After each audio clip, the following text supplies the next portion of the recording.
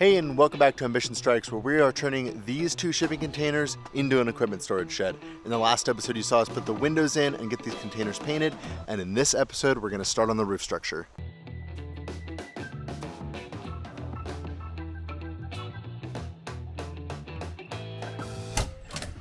Okay, Courtney, on my way down, I redesigned the entire wall system, and I have a much better idea now. I'm calling it modified pole wall framing. We're gonna have a bottom plate. I'm gonna do a double stud, one tall, one short. The truss is gonna be able to sit right here in this pocket and then get screwed from the sides, just like our pole barn. And then we're gonna take, like a wall girt, a board that runs hot dog style. Is that the right term? Are my construction terms on point?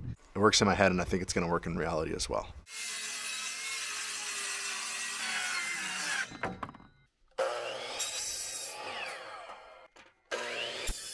A trick that I learned back when we were flipping houses to make a bunch of quick and dirty repeated cuts is to just make a mark on the saw with a Sharpie.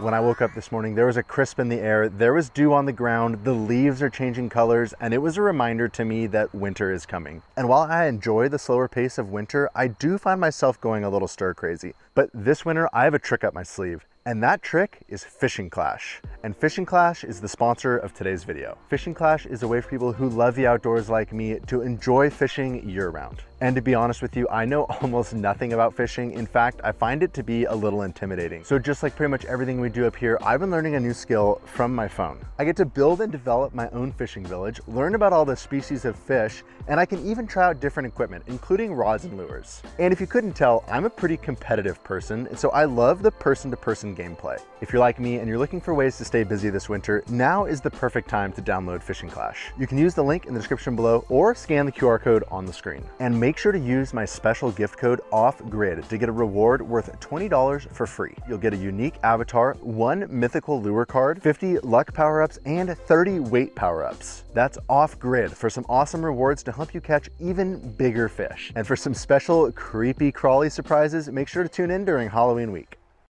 All right, I've got some 3/4 inch thick OSB that I cut into pieces. These are gonna be like spacers to make up the difference of these rib heights so that we have something solid to clamp down through. We're gonna be lifting this wall up into place and then drilling all the way through the roof of the container and then bolting this wall securely to the top of this container. Okay, wall, don't fall on me. Here we go, first hole.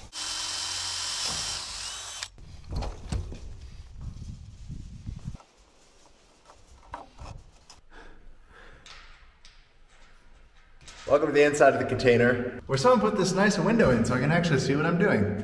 Now all we have to do is tighten these bolts up and that first section of wall will be secured.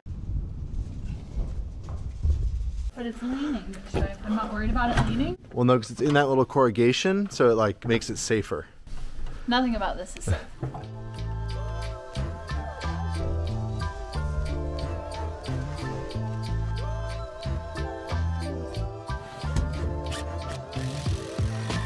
I was informed this is not a railing because it's only held on with 1 screw. So that's good to know. Yeah, it feels safe, but it's not safe.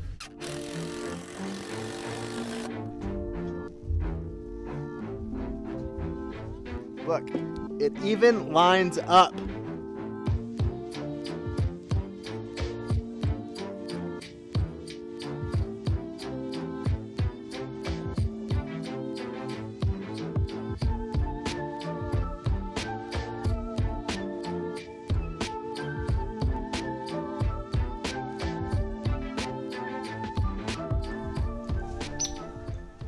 He's pecking my tree. Hey, you can't have that tree. Very pleased with the design of my wall. I've patented it as container top fence. I had to notch out the corner to clear this corner post. Kind of a sketchy way to do it.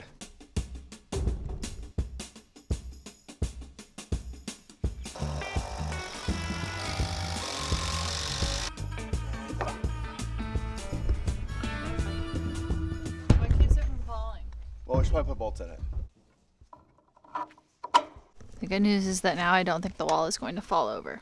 It's been a couple years since we framed something like this together because that's when we were doing the pole barn. It feels crazy to be building something again. A lot has changed in 2 years, that's for sure.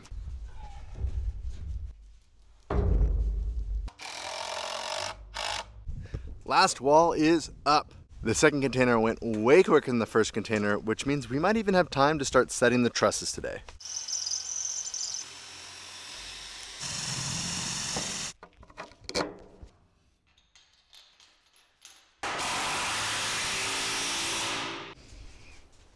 Pretty good view from up here. With the walls framed, I think it's time to hang the trusses, which is incredibly exciting and also a little bit nerve-wracking. We have only hung trusses one other time in our life, and it was on our pole barn house build. That went really smoothly, but we also had a telehandler. We're hoping to make do with equipment we have, so we're gonna try to use the excavator.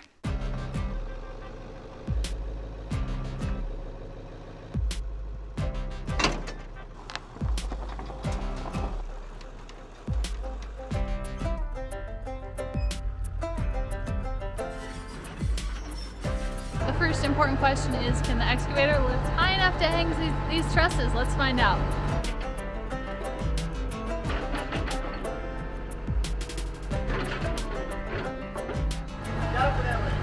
Oh my gosh, that is really high. Okay, theoretically all we have to do now is pick the trusses up with the chain and fly them up onto the top of the building with the excavator. Hopefully we don't smash anything. I'm as ready as I will ever be.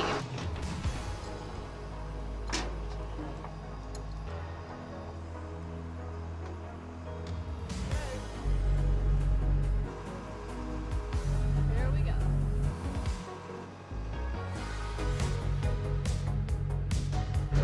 Oh my goodness.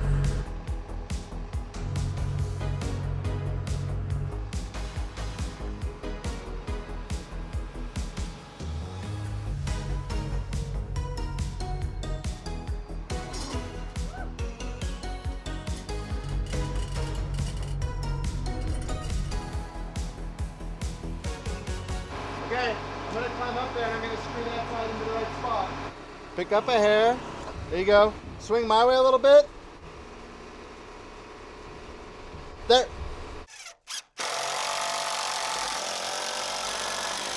Nice job. Thank you.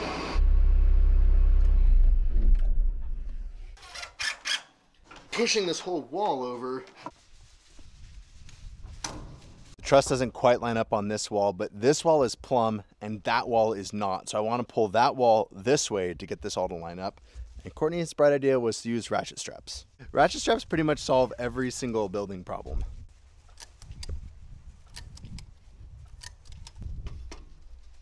This wall is plumb.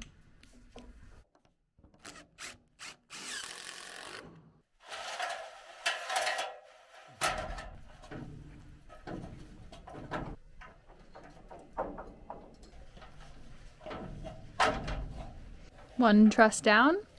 11 to go. 11 to go. So one of the reasons I wanted to frame the walls like this, more like a post-frame building versus a traditional stick built where there's a top plate, is it gives us something to actually attach the truss to, so we don't have to figure out how to temporarily brace the trusses as we're putting them up. And I think in the long run, it's gonna save us a lot of time.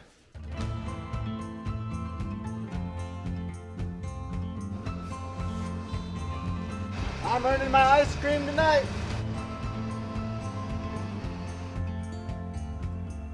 All right, 2 trusses down and just 10 to go. Hey, if you're liking this build and don't want to miss the next episode, make sure you hit that subscribe and turn on notifications. From up at our apartment, this building is starting to look so cool. It really makes me excited to get the rest of the trusses up. But before we do that, I think we need to get these things braced off and squared up, which means that I'm gonna need a safe way to get up there. My plan is to build a work platform for the skid steer so that Courtney will be able to safely lift me up and down.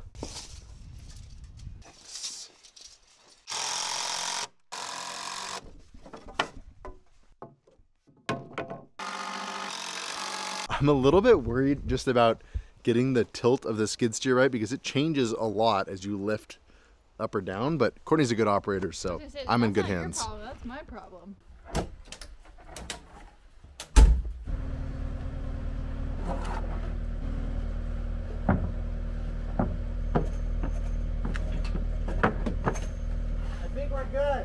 Okay, here we go. The question now is, can the skid steer lift me high enough to actually put the roof purlins on? If this works, this is gonna be so much easier than climbing the ladders or trying to climb around up on the roof.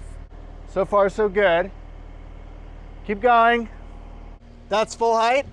I can almost reach the peak. Not quite. Dang it. Hey, bring me down.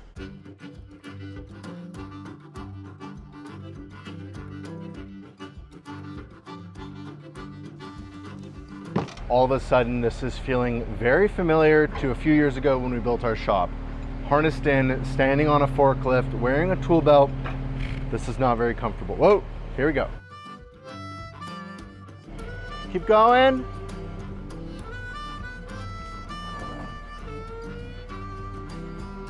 Something about a ladder on top of a skid steer just doesn't feel right.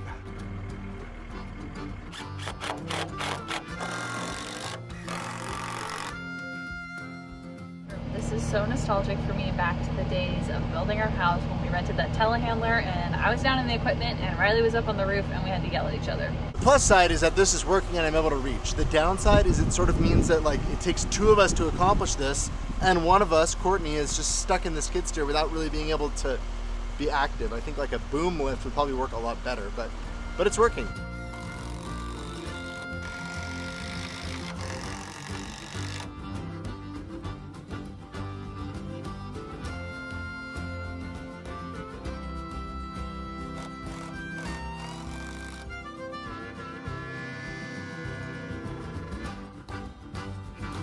Okay, take me down. There is so much more clear span in here because of the scissor truss design. That's gonna make parking the excavator in here, the army truck, tall things, so much easier. Wow, that's so awesome. I think we're gonna keep going on the roof purlins on this set of trusses and also some diagonal bracing. Try to get these trusses really locked in, and then we'll start hanging the rest of the trusses. That didn't feel right.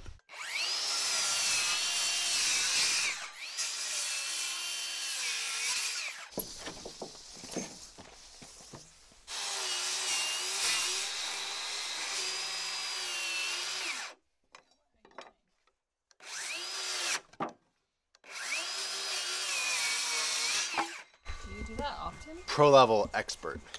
That was really awkward. Yeah, it didn't save me any time. It was definitely more awkward. This lumber is lumber that we milled right here on the property from trees that came from this property. If you haven't seen that video, there's a video quite a few episodes back of Tyler and I milling all this lumber. It's been drying through the summer and now we're putting it to use. It feels so rewarding to be putting up a structure that's made out of the lumber that we made. The good news is I was able to get 4 more purlins up really easily with our skid steer method, but the bad news is that our trusses aren't sitting plumb. The top cord is straight and the bottom cord is kicked in, so the whole truss kind of has a twist to it, which means that we need to get this bracing up and get these trusses squared away. I was hoping we could wait to the end and do all the bracing at the end, but I think it's just going to be fighting us this whole way unless we get this straightened out. So the plan is to put a rat run across between the bottom in the center of these trusses and then a diagonal wind brace to try to get them squared up and plumb. Then we're going to try to put some diagonal wind braces like, well, maybe I should just do it and then show you. First things first is this rat run across the bottom. Now I just need to somehow grab a screw and an impact without dropping it. Don't drop it, Riley. Okay. It's a lot of bracing. It feels a little unnecessary at first, but now that I've seen what can happen if these trusses aren't square and straight, I can see why it's so necessary. Oh, it's so difficult up here on the ladder. Here we go.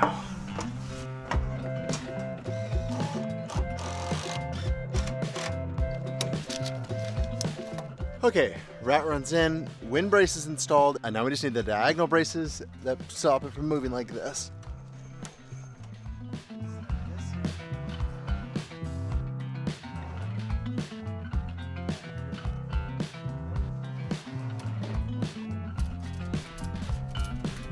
Keep going. I didn't want to stand over there. Okay, so we made a really bad plan, you guys. And that was not a good plan. I hope you can see what Riley accidentally did when he hooked the strap to that truss. Not good. Bad plan. Woo! Okay, take 2 with the ratchet strap.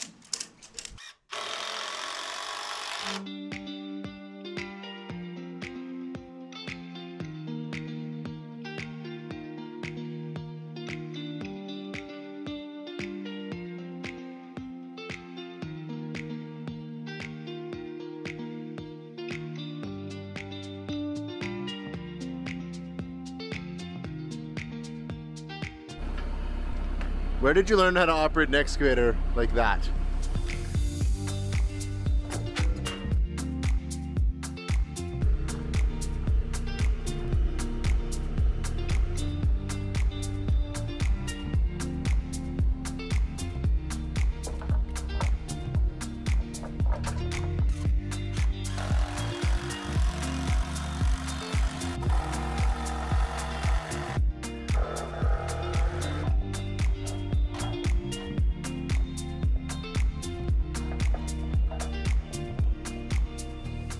That was an incredibly successful day that started a little bit rocky.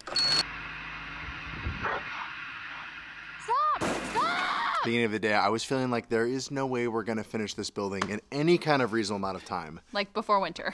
But now by the end of the day, we're already almost halfway through the roof framing, and I'm feeling a lot more confident in our ability to get this thing done before the snow starts falling.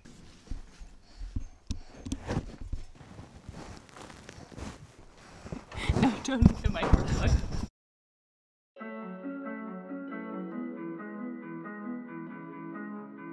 It is a beautiful rainy morning. Let's just get under the roof here. Oh, so wait. we get out of the rain. All yesterday evening, I was just looking out the window down at this building, excited to keep making progress because it's coming out so cool. Let's do this.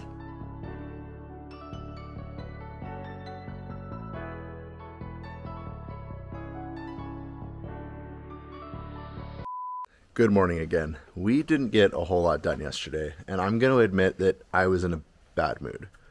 I was getting short with Courtney, I wasn't having fun on the project, we weren't filming what we were up to, and we didn't make very much progress. I had built this project up in my mind that this part was going to be super quick, like a day. I think I tend to remember the good parts and the fun parts of a project, and so then I build the next project up in my mind to be just this super fun experience. But the reality is that it takes all of the parts, the good, the bad, the frustrating, the exciting, to get a project like this done. And so I'm back again today with a fresh mindset to keep making progress on this project and hopefully have a little fun along the way too. Today is a fresh start. I'm going to fire up the excavator and we're going to get these last 3 trusses hung.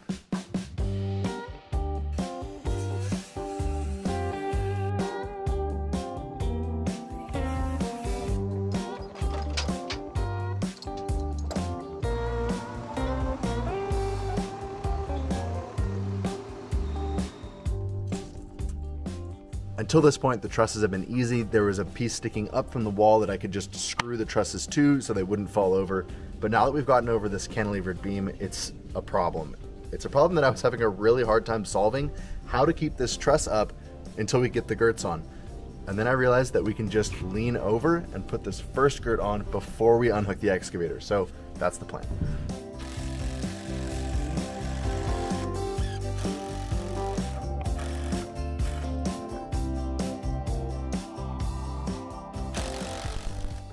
A very simple solution to a problem that was literally keeping me up at night. Just to kind of show you guys, so our walls came up right here, and so the other trusses we could just screw straight into this kicker that Riley had sticking up. But on our beam over here, we have nothing for it to screw into. And you might be wondering why I'm not using a nail gun. Well, there's a couple of reasons. The primary one is that I lent my air compressor to my dad, and he still has it. The second reason that I'm not using nails is because I really like how compact and lightweight an impact gun is, combined with these GRK rugged structural construction screws. These are a code-approved screw for framing. I like how well they attach these roof girts, and it's way less likely that in a high wind load inside this open-air building that this is ever going to pull out and our roof is going to come flying off the building. So that's why I'm using screws. The video I watched on the internet, the guy just went like this, and he tipped it up.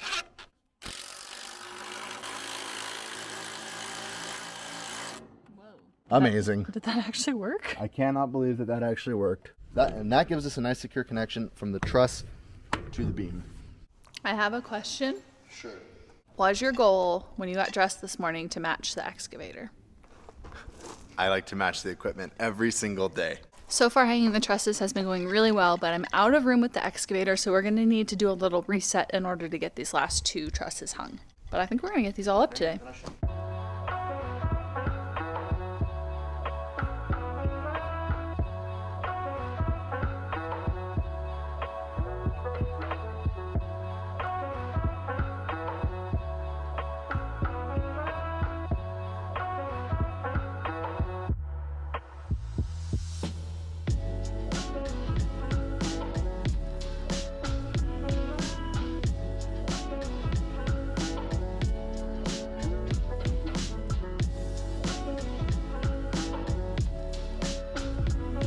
And just like that, it's time to hang the last truss. This last truss isn't going on the containers because we do have a bit of a cantilevered overhang on the front, so it's gonna go all the way out here. I don't want to jinx it yet. Pretty soon, we will hopefully get to celebrate not dropping any of the trusses.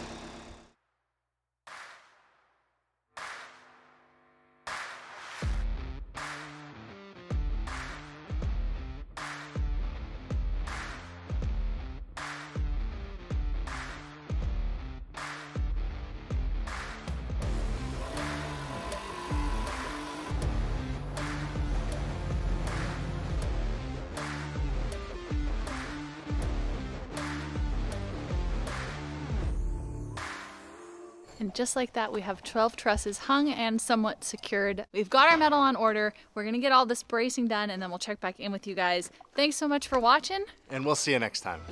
We have convinced some random strangers from the internet who we've never met before to fly across the country and come out and help on this. They should be here any minute and I cannot wait.